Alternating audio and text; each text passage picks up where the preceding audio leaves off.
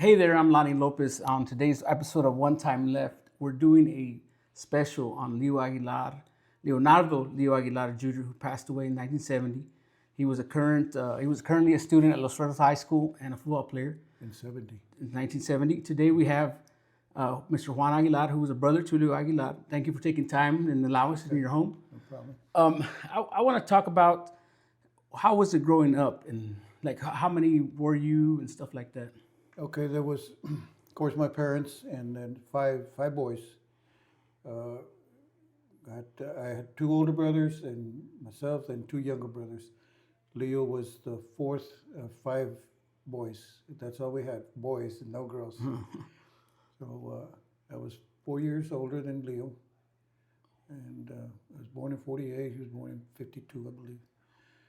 And so So he was one. You already out of high school when? no, he followed me. Okay. So in 1971, I got back. I got back from Vietnam on September 17th, and I'd go see him, every time. And when he first saw me, he says, "I'm glad you're home."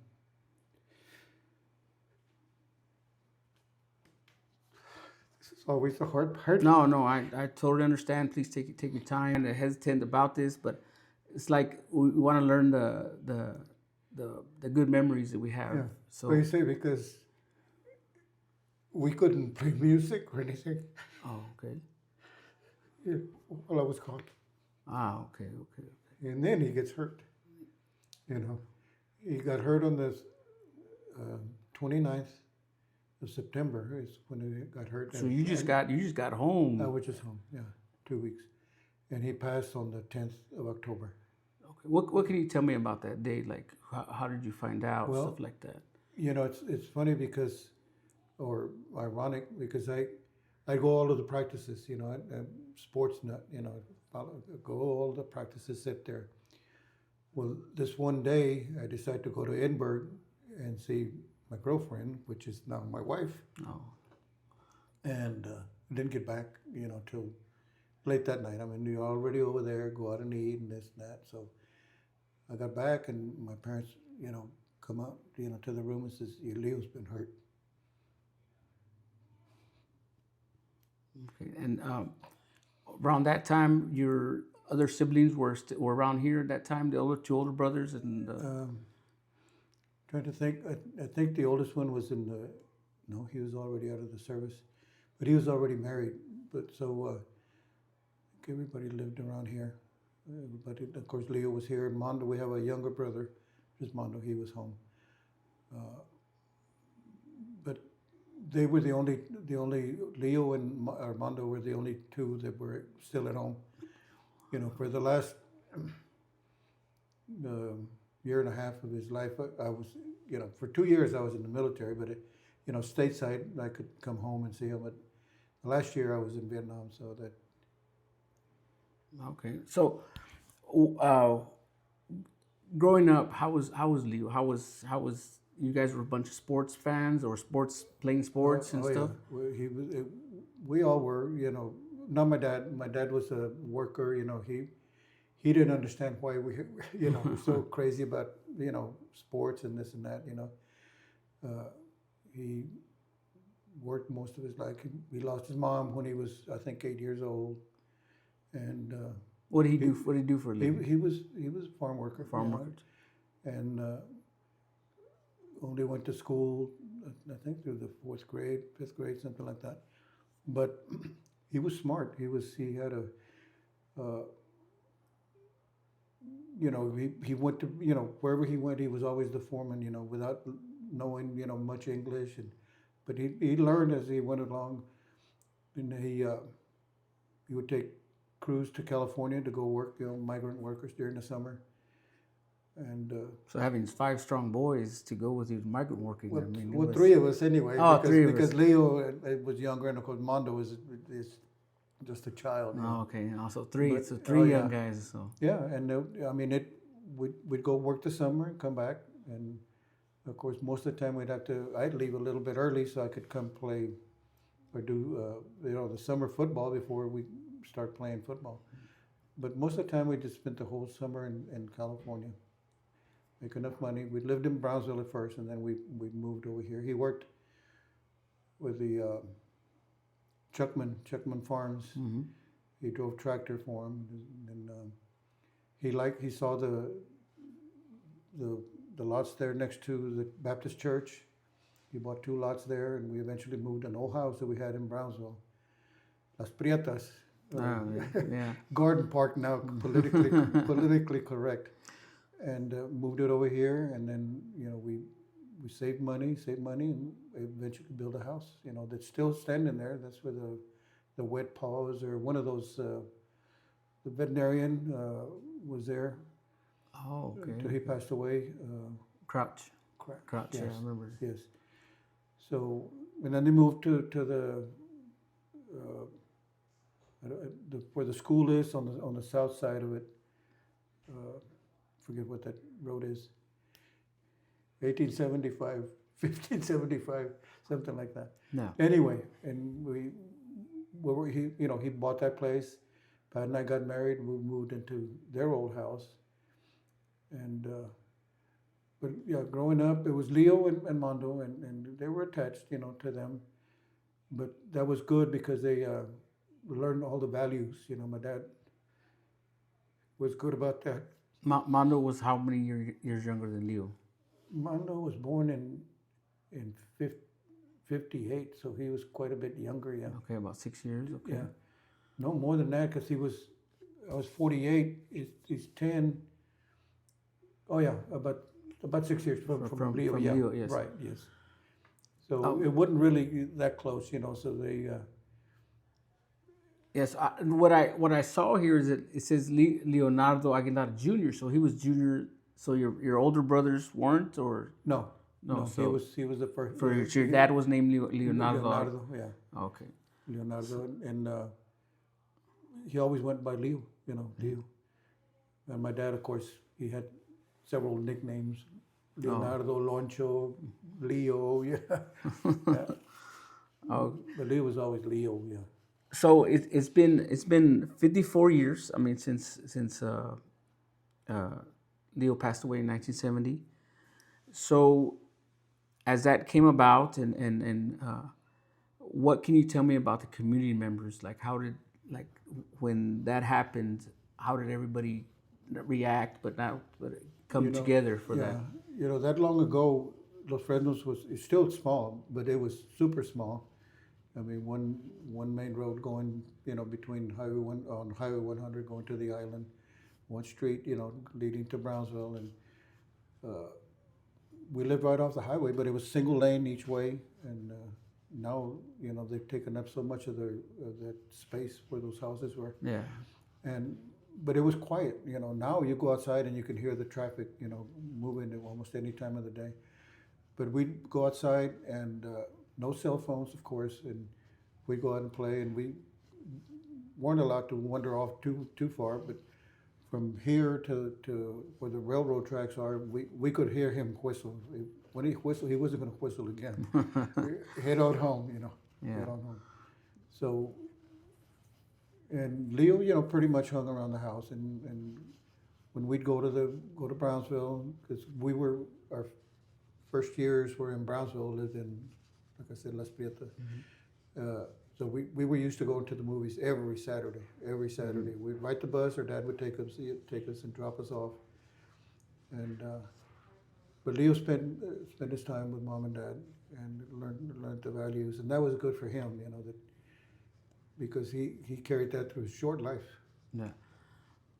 In growing up, if he wore number 44, does that any significance of that number? Like with you guys, he wore it, or? I wore number 22. Oh. Okay, I was all district, yay. And but he said, I'm going to wear number 44 because I'm going to be twice as good as he. That's good. That's a pretty interesting. Pretty interesting. And he wasn't the best athlete, but he tried. He was fairly smart. I'm sure Coach Amaya would touch on that. They were best of friends. Yes. And him and Coach Gilby Sinais, I don't know if you know him. they were really close friends, you know.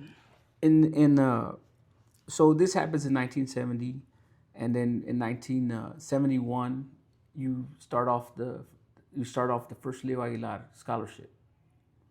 yes, Right? You start now. What? How'd that come about? You just well, there was people that donated money. Of course, when people pass, they bring they bring lunches, they bring food, and some people donated money. So after everything settled down, they had some money. He says, what do we do with it? So I don't know if it was Joe or myself who said, well, take it to the school, see what they want to do with it. So I don't know if it was the first year. I think it was one of the school board members, and I forget his name. Uh, Help me out, Coach. Anyway, anyway, he one of the school board members matched. I think we had 80 some odd dollars that people had, and he matched to make it didn't match it, but he raised it up to $100. So we gave the first scholarship, and it's funny because the person that got it, I think it was the first year, he said he wasn't going to go to school, so he said, well, I'll buy I don't know I don't know what it was called, what they were called back, a little computer, not a laptop, whatever it was, and he went to school, and he continued, he got his degree, and that guy is worth a lot of money today. He's a millionaire. so that was a successful thing there. And since then, we've given up to 10, 11 scholarships, every year. We raised. We only had at first. It was just the boy scholarship. Usually football player, but it didn't have to be a football player. Male athlete. Then years later, we said, well, we were getting. It was more and more successful, so we started giving male and female scholarships, and then. I think Gil Gomez decided, well, let's have another, or one of our members said, another fundraiser, to raise more money, give up more scholarships. So they started the walk run, which is still being held today, and started raising more money. So that's how we were able to give out more scholarships. We just keep enough money to keep operating because you're not allowed to keep any of that money. Yeah. It all goes back to the kids. and then you came into the golf tournament too, right? That's The golf another tournament one. was started, yeah, and that was. I've it's been so long I forget how many golfers we had, but what This year is 40 years. this year's no, it's more than 40. Oh no, it's going to be the 40th year. The 40th year, okay. This coming year. And how long is the Leo Aguilar walk, the run walk? That 14 years, yeah, okay. and that's real Okay. successful. We still run it on Highway 100. We got grandfathered in with the city of Los Fresnos where they allow us to use, east or north side of Yeah. Highway 100 to run. Other people that have tried to have that, they said, no, you can't have it. Oh, They said, well, they do it. They said, well, no, that's already grandfathered in. So. But anyway, and that's been real successful. Joey, my brother Joe's son, is the one that heads that up, and my daughter and my little sister-in-law. They did a real good job with that. So, and what I was talking about is that you've, and along the way, you said 14 years Leo Aguilar run walk, right? And then you said 40 years for the golf tournament? No, 40 years the golf tournament? Yeah. Okay. When, in 1988, I know that they named the stadium after Leo Aguilar. Where did that come about? Manuel Abrigo was on the school board, I believe, at the time, so he brought it up. And Coach Amaya and some of the other guys said, backed him up on that, go to the school board and petition to rename the stadium at Leo Aguilar. And I don't know if it was 86 or 88, whatever year. I think it was 88. They changed it over to Leo Aguilar Memorial Stadium, yeah. and that's one of the positives, where, uh, that it affects a lot of people, a lot of kids. Now they have the picture there. Yeah, yeah. And I mean, Who was Leo Aguilar? yeah, yeah. And that's why one of the biggest things I wanted to do was try to when we talked to Coach Mao before in the my second podcast, I wanted to start thinking, man, like Leo Aguilar, I go, there's got to be a story behind that, and it's for the future generations that may not know of him totally, because I mean it's been 54 years along with that, but it's been good. With that, what would he be thinking about right now? What do you think he would be thinking? I don't know. Like I say, he was young. In the last 2 years, we didn't see each other that much because I was in the service. But growing up, I don't know. His values, like I said, our parents taught us the values, and churchgoers, believe in God. He was a member of the Saint Cecilia Youth Club or Youth, whatever it's called. Up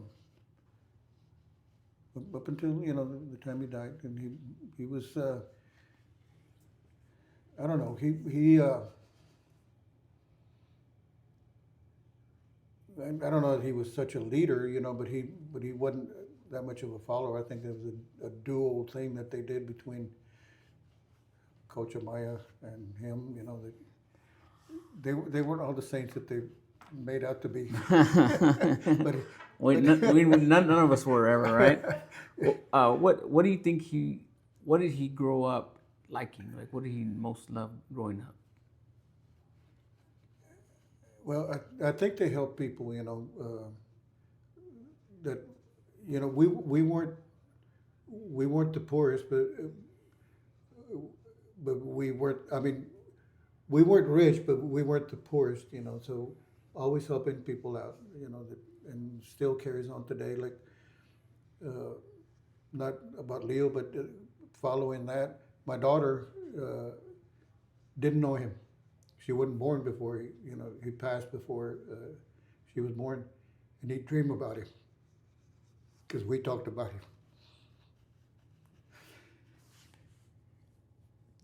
And they do things for the community, Yeah. And Thanksgiving,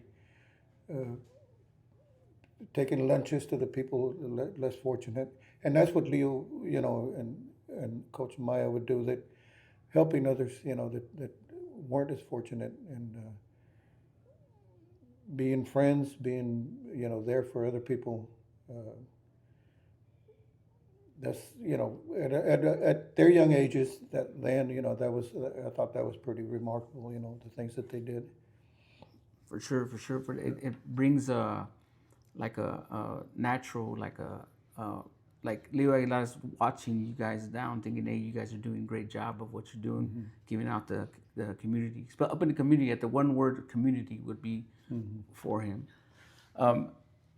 What do you have a family or a personal tradition that now exists because of him?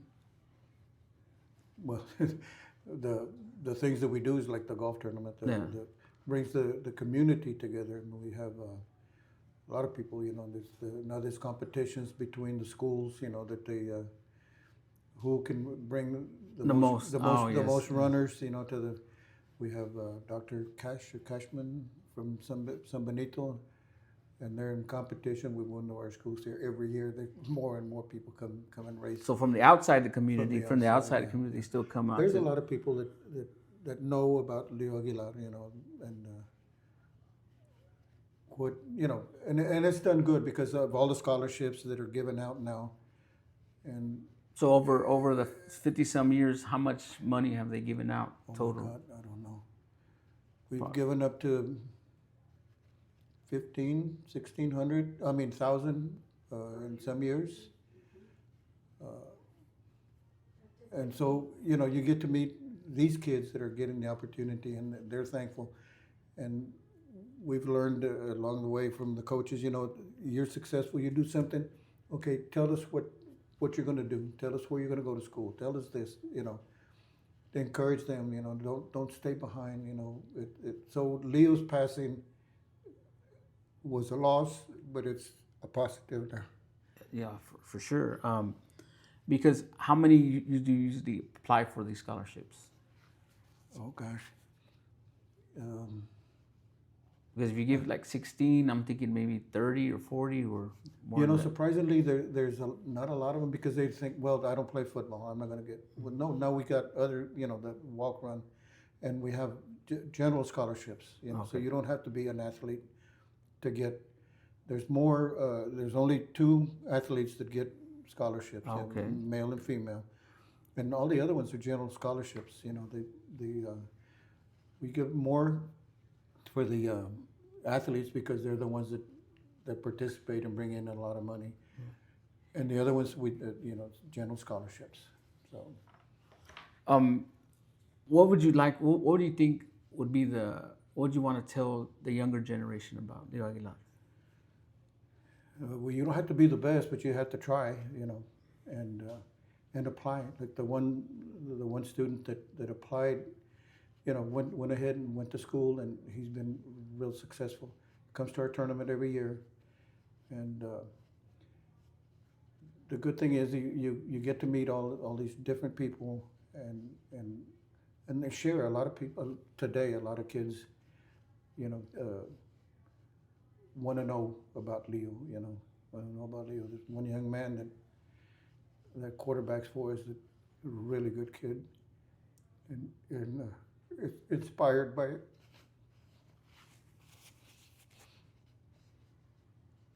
So, just do it. I guess let's borrow that from Nike. Just do it. Just do it. Yeah.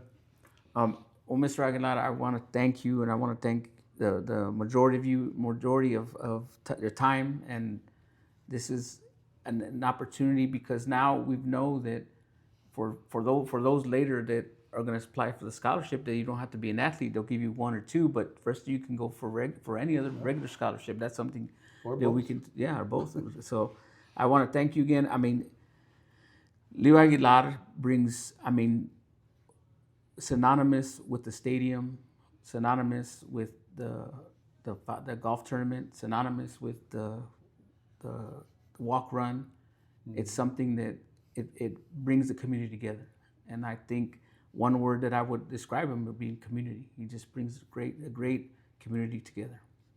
Yes. Well, thank you, Lenny. Thank you. Thank you.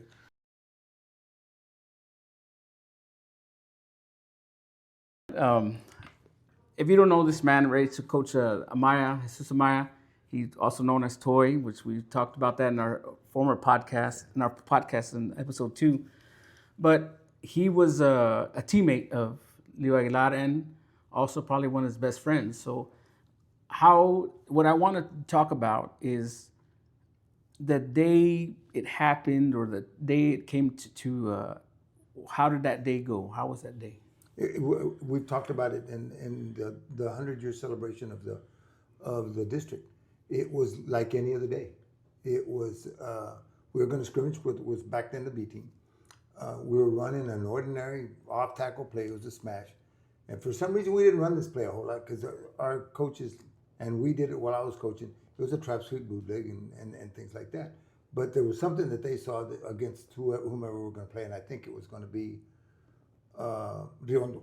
It was going to be Riondo, and we were working on this smash, When he got through the line, he was a fullback. When he got through the line, he had the habit of carrying the ball like this, and he reached out for a little bit more on the smash, and someone fell on his back, so he got knocked up like this. He just his neck went back. The next, I don't know. It seems I'm getting chills right now because it seemed like. Now we had a nickname for each other, and he would call me, and the coaches had him flat. He immediately had no feeling, and he couldn't breathe because nothing was working. So he was having trouble breathing. And back then, we didn't have ambulances in Los Fresnos, so they had to call the one from Brownsville. And it seemed like to all of us forever. And he was sitting there, and there was nothing we could do. But the way that the practice started was like any other practice. It was a Wednesday practice, the only day we scrimmaged against the B team. And we started off with a couple of running plays, and that's the way it started. But there was nothing about the day or the practice that anybody would have thought, it's more intense today. Maybe intense because that's the day we actually did a live scrimmage and the only day of the week, but that's what we had done forever. And then once the ambulance got there, and did everybody, like, you went to go visit him in the hospital or like that, and a couple of days later, or? No, they eventually ran us off that night and ran us off the next day because there was a lot of us there, and there's nothing any of us could do. Remember, this is how many years ago? 71. 54, Yeah, 52. 54 years.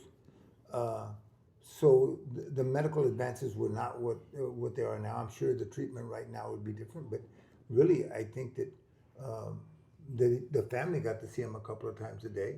I don't think there was anybody with him. So I'd get information. I don't think I missed a day, either morning or afternoon, would go by. But I do remember one Saturday. It might have been the next. No, it was probably the following Saturday, that he didn't have that tube in his throat because he had a trach, and a couple of us came by, and Leo being Leo, he says it's Saturday, y'all need to go. He knew we were going to go out somewhere, and don't be here, y'all go out and have some fun. And he was right. We probably weren't the angels that somebody thought, but I was living in Brownsville at that time. My senior year, we moved over there, so a lot of things had changed. But that particular day, nothing to talk about. The days after that, I don't know. It had to be very long for the family because they were there, and we still had, I guess, the distraction of school, if you want to call it that. Mm-hmm. Although all the conversations were about Leo and what's the latest on Leo and what's the latest on Leo. But it had to have taken a toll, especially on mom and dad, but the whole family. It had to be long. There was very little progress from what I remember. And this is what I remember, and it's I think that really what started the critical phase is that he had an ulcer. He had an ulcer, and it was a bleeding ulcer, and they couldn't do a whole lot for that ulcer. I don't know what they did back then, but I think the only remedy was some type of surgery. And he was not stable enough for surgery. So in the process of them doing everything else for a basic quadriplegic, he had an ulcer, and it became critical with the ulcer.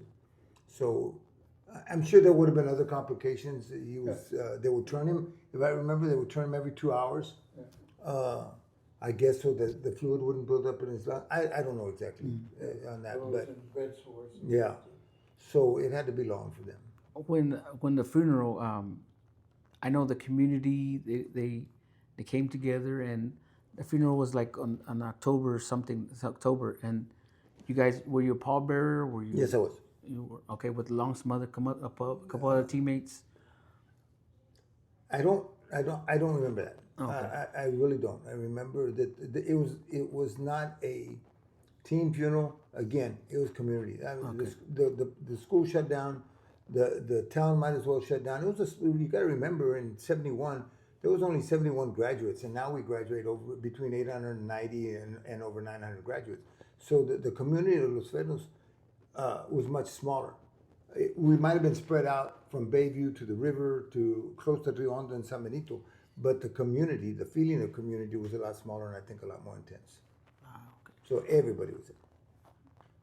Okay, and then I remember you had mentioned that you were one of the first scholarships.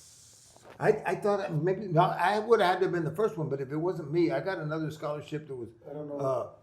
Roger. No, I was older than Roger. Okay. But you were the first one. I thought so. Okay. I thought so. Okay. But I could be wrong. I mean, I'm getting up there in age. So. And do you participate in the walk run and the golf tournament? The golf tournament. And let me tell you, that's been something that it's affected so many families. I have pictures with my. For us, it's 3 generations already, because I played. And I think Leo must have been 6 or 7, because some of the initial ones were Valley National VICC.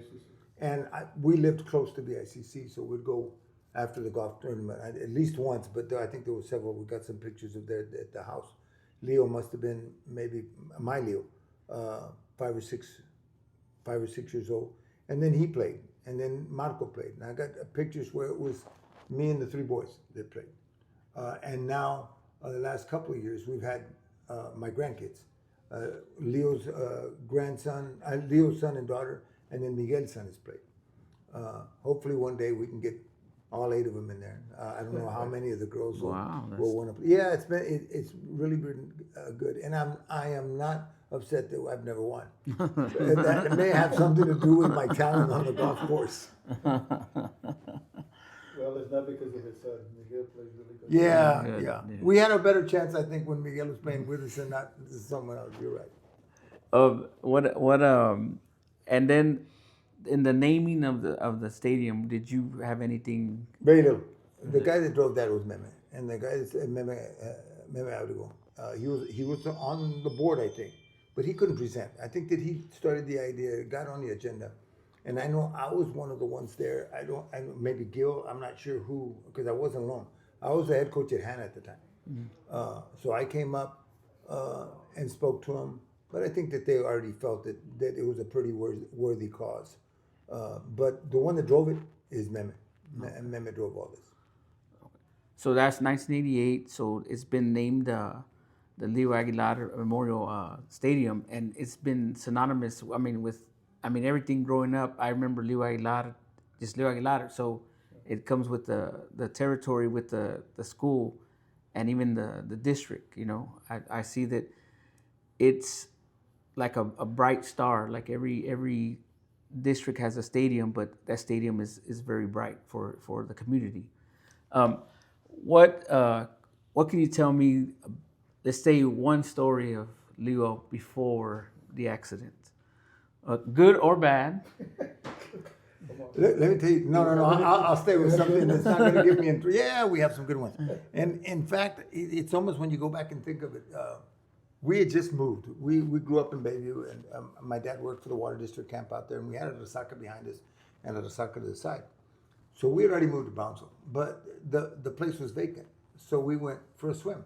I think it was Gil Vicenice, myself, and Leo. And it was probably Leo's idea. And I don't know if y'all know this, but he swam like a brick.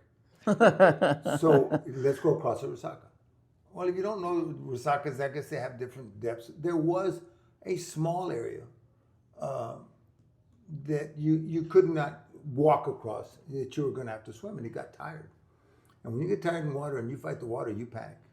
And he went under, and he would bob up, and I'd come up, hey, relax, man. And one of those times he took me under, and he was a very strong guy, and I couldn't get away. I had to hit him to get away. It's a true story. Gil can verify this. I had to hit him to get away, and then I'd go underneath the water and push him towards us. So finally I told him, hey, you can stand up now. Okay, so we get over there, and I said, look, the Paffords, I don't know if you knew any of the Paffords, but the Paffords lived right across the resaca. So we had 2 Clorox box jugs that we had tied together, and you could put it right here, and they acted like floats. And I said, look, we had it on their little pier. So I said, look, we can go back. I'm going back. I ain't going back. So we walked about 2.5, 3 miles instead of swimming 40 or 60 yards to our house. Oh, Right so there. Yeah, he wasn't going back. But it was scary. You think about Yeah. it, because when someone's panicked, they grab me. He brought me under, and I fought to get away from him. How was he in school? An average student Never student. with above average intelligence. He might want to have some fun in class when some of our English teachers were sitting more serious than probably we should have been. But he was never disrespectful. And, we'd try to get away with things, and things were a lot different back then. But we were both average students. I don't know if, we were right. Nothing to write home about. We weren't on anybody's, list for scholarships or things like that. But again, think about what it was. He was already in Vietnam. And there's a war going, and on your 18th birthday, you have to go to the draft board and sign up.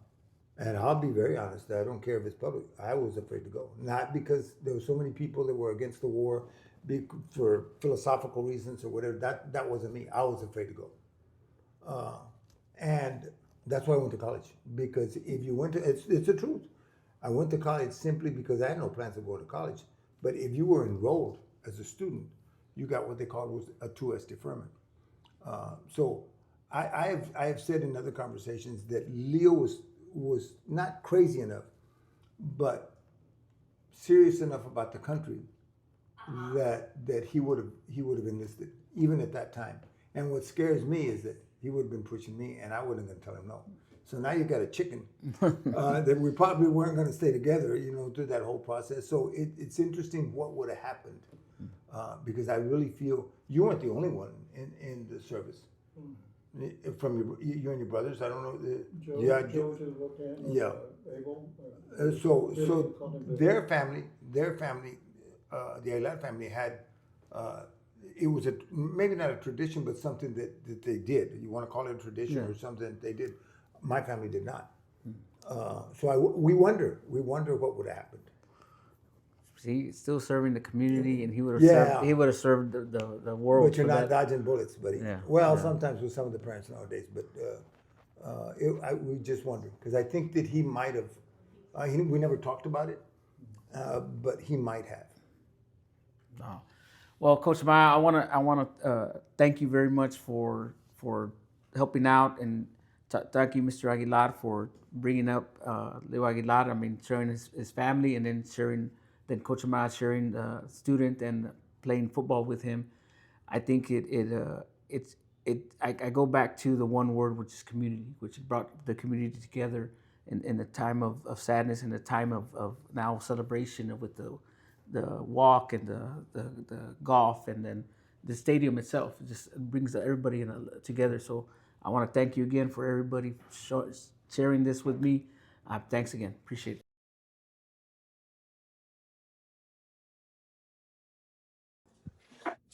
Talking about Leo Aguilar, in in the 80s, you pushed for the naming of it, right? Yeah, we need to talk about into that. Leo Aguilar. Okay, and how that come about? Like, you just went for it, or you just thought about it? No, well, I kind of thought about it, but I wasn't involved. I was in city council here in Los Fresnos. I was elected in 1982. I was a city commissioner here, and that was it. I wasn't even involved with the school or anything. But what happened was they built Lucas Rivas Elementary, brand new, and they needed a name for it. And they come up later, yeah, well, it has to be another. Yeah, technically we have one or two. We have one in the class, but it's has been left out all these years. We have another one, John Rivas. Yeah, but killing it. But anyway, so then Joe's, then one was good. I said, I didn't bring us to the school laptop. And then right there, it also came about that we're going to, from Minto Elementary, they were going to take it. In 1969, Summit County belonged, Minto Elementary and the district belonged to Summit County. It belonged to the house. And in the county commissioner and the county judge, they had somebody to run schools, and that's how they had it run. But they wanted to get away from the education parts, and they just wanted to run the county. So they went to Brownsville, and as Brownsville, hey, we want you to get over on Meatball. We don't want to do it anymore. We want to get out of it. And Brownsville said, no, we don't want it. So they went to Los Fresnos, and the Fresnos said, yeah, we okay. So it was an old school. In fact, it's still the same school. But they ended on, of course. That's why our district is all the way up to, I don't know if you're familiar, but all the way up to Alton Lord. Beside the wilderness and all those subdivisions, they belong to the Fresno School District. And that, the Yescas had the same problem. They wanted to get rid of the Yescas. Okay, we go to the home by going, we wanna do away with the education of Yesca, we want you guys to take over here. And we always said, no, we don't want it. So we keep those Fresnos and you think, okay. That's why we had 486 square miles. Next to Lindbergh, it's the biggest school district in my age, and we're very bad. We have from close to one block from Hotline Door to Arroyo City because we that's what it's called consolidated. The Fresnos consolidated we get home storage. I just thought I'd give you a background. Yeah, no. And so in 1969, the seniors at Romita in 16 and in 68 they were going to police every day in the bus, coming in because they didn't have a high school. And then in 69 they went to San Benito. But when they brought the Fresnos, and I think the year that I was a senior, 8 people was Fresnos. So 1970 was a big year because that was a year that Las Yesas came, Rico came, and of course the tragedy of Leo. What happened. So that's why our district is so big. People don't know understand that. I mean, 486, it used to be 499, but we gave them 2 miles to Nueva Vista. 286 square miles.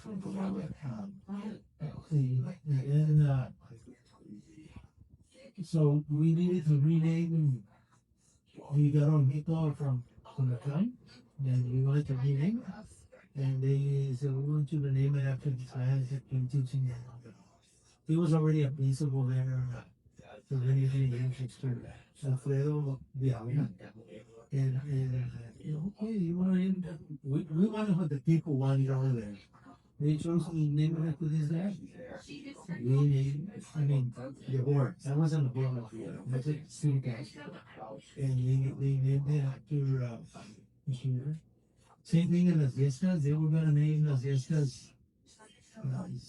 Lady was there, but there was a couple of people only that threw her name in there. Like the majority of the people, man, they went into the meeting and said, hey, we want you to keep it as yes. So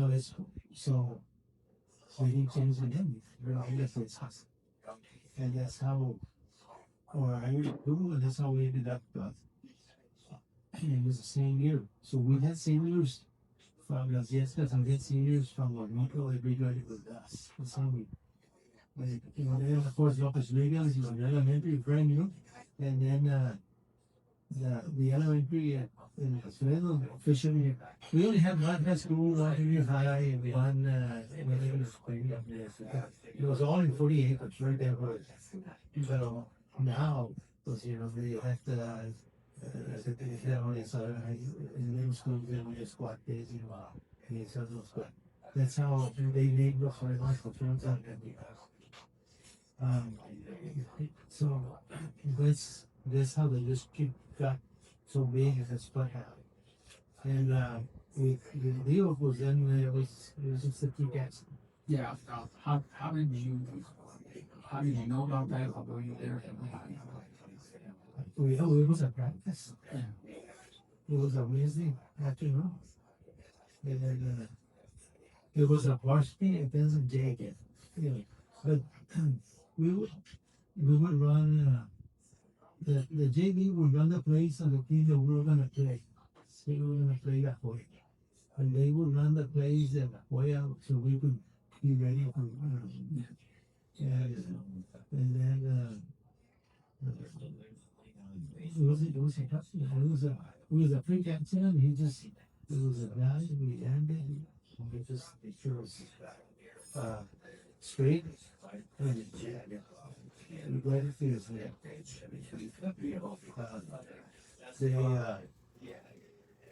So that's about it. The other thing is they took like 3 hours for the ambulance from Brazil. We didn't have an ambulance service in it.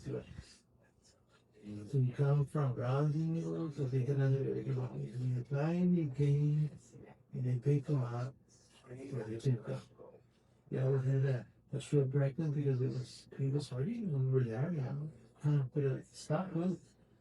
And then there was only one hospital, nursing hospital. One in downtown Sí, Bronx. Jefferson. Sí. Y and he goes there and they see you, the stuff, they had him, he was cautious. Yeah, the only thing is he couldn't move his, um, pretty much on his neck. Yeah, he couldn't move. And they would call, he would go, move to, you know, every night, visiting me, and then he'd go outside and the others, you know, teammates. And it's basically the story. And I think, now, and from there, because of that, and then we had another accident here on the Exxon. He hit a man that was hidden there on the tire, on the tire, those the tractor, what they have like a rim, and I think parked out and killed him. And his dad was a big farmer, and they haven't took forever to get. So right after that, we started an ambulance drive. That's how we started our ambulance. Nice. Yeah, that's fine. So, how was Leo Aguilar in school? Do you remember you the first time you remember you was it kindergarten or second grade or something? Yeah, it was kindergarten. We were skinny. Leo was a real thing. Kid, good, clean, sharp, always polite. And he would never be polite all the way through senior year. He was always dressed sharp. He looked how he dressed. He always, back then, our families were all humble. Really didn't have what he's always dressed. You never see him dirty or barefooted or misspelled now. Very. Now on the day it happened, and you guys would go visit him after he passed away. Did you see the community come together or anything like that? Yeah, we did. Keep in mind that the community was real small. It's nothing like it is today. Very small. And yeah, it really hit us. It hit the whole community really hard. Uh, for example, as people, the school provided school classes. Literally, wherever you go, instead of a school bus, you can still see something like that. So I remember my mom talking about that she went on the school bus too. That was the thing. Um, Now in the after years of when this happened, um, did you participate in the golf tournament and all those things that he had? Yeah. No, not at all. But I was aware, who to a couple of them, yeah. I just don't go. Um, now with that, you you're saying in 1988, the school board you ran the school board and you ended up pushing the the naming of the field to do like that. And you have a big ceremony when all that happened. Uh, the initial at the school board meeting, it wasn't nothing. It was just real quick. It's part of any other thing on the agenda. We never really had a big ceremony. It's a small community, and I really didn't care as long as you had this thing. I wasn't going for a ceremony right there. Just wanted to make sure that Leo's name would be recognized. We didn't have. I don't remember if it was. Did you in 50 years has passed by, like 55 years passed by, now Days of what the school district has done, and now recognizing it in a beautiful city it has turned out to be. And I just smile because It's you gotta remember the Falcon field, the old the Spanish people, you know, that we had. Matter of fact, when we were there, it was a dirt track, literally dirt track.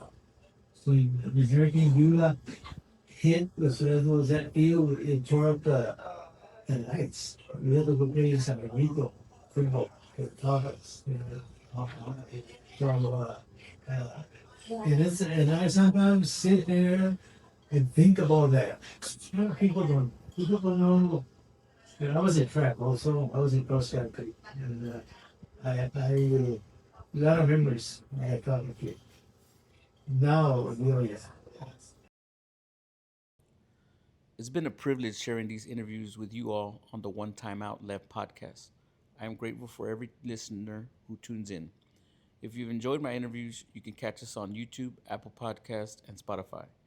For even more content and to stay connected, be sure to follow One Time Out Podcast on X, Instagram, and TikTok. Thanks for being a part of the One Time Out Left podcast community.